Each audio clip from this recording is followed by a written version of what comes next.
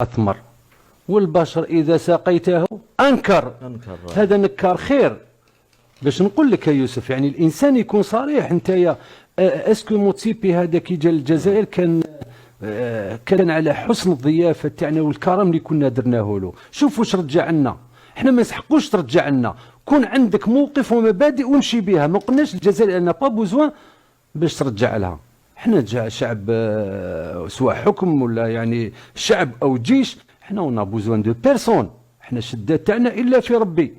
احنا ماناش نستناو هذا موتسيبي يجيب لي حقي. لو كان باش يجيب لي حقي كان ياخذ قرار. ولكن هاني قلت لك هو وحتى رئيس الفيفا اللي راهم عايشين كيف دوك في المغرب، الملاهي نعم. كل شيء يعني تم. نبقى في كرة القدم أستاذ ناصر، يعني نبقى في كرة قدم. ولكن شوف السي يوسف، لا أستاذ ناصر، تحدثنا كثير على ما انا والله ساظل شوف على موتسيبي، وتحدثنا على هؤلاء الاشخاص، ولكن يجب ان نتحدث نوعا ما ايضا على الجانب الدبلوماسيه الرياضيه في الجزائر التي تبقى غائبه ونتحمل مسؤوليتها نحن قبل ان يتحمل مسؤوليتها جيراننا في الخارج او رئيس الكاف. لذلك يبدو باننا ايضا نعاني من ازمه داخليه قبل ان نتحدث عن ازمات خارجيه. تفضل اخ. لا بارك الله فيك يوسف. انا نهائي انت مع الزمالك. دوك هذيك النهار ثاني في بلاطو من بلاطوات شفت واحد مصري ثاني مد حق المغرب.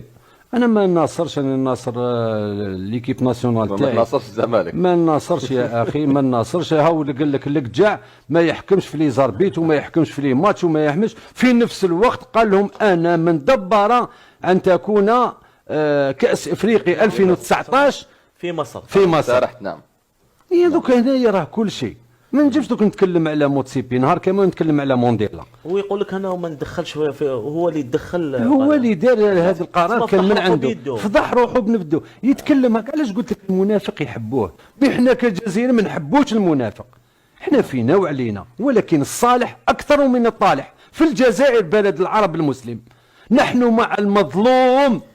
نعم. سواء الصحراء الغربيه او فلسطين. نعم. احنا لسنا هنا باش راح نحرر هما كان جاو يروح يحرر سبته وميليه.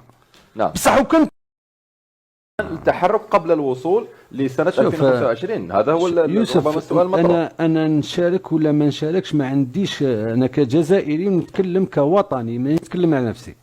انا نقول لك نعيش وحيد وسعيد خير من 1000 المنافق ويحبونا كاع. معليش انا ولا الحل يا يوسف. سمير خويا، الحل نقول لك انا حصه من الحصص كنت طلبت. يعني كان الدوله هذه تخرجنا من البطوله هذه تاع افريقيا حوالي 5 سنوات باش نسقم البيت تاعي بالداخل. معليش منتخبنا الوطني راهو بعيد على البطوله تاعنا. معليش احنا دوكا اذا ما شاركناش في كاس افريقيا بالجيل الذهبي راهي خساره. انا شوف ان شاء الله انا نقول لك حاجه من باب النيف. قلت لك نعيش سعيد، نعيش وحدي في بيت وما نسحقش انا 10 مدورين بيا ويكلخوا لي باش نرقد وناكل. رأيي.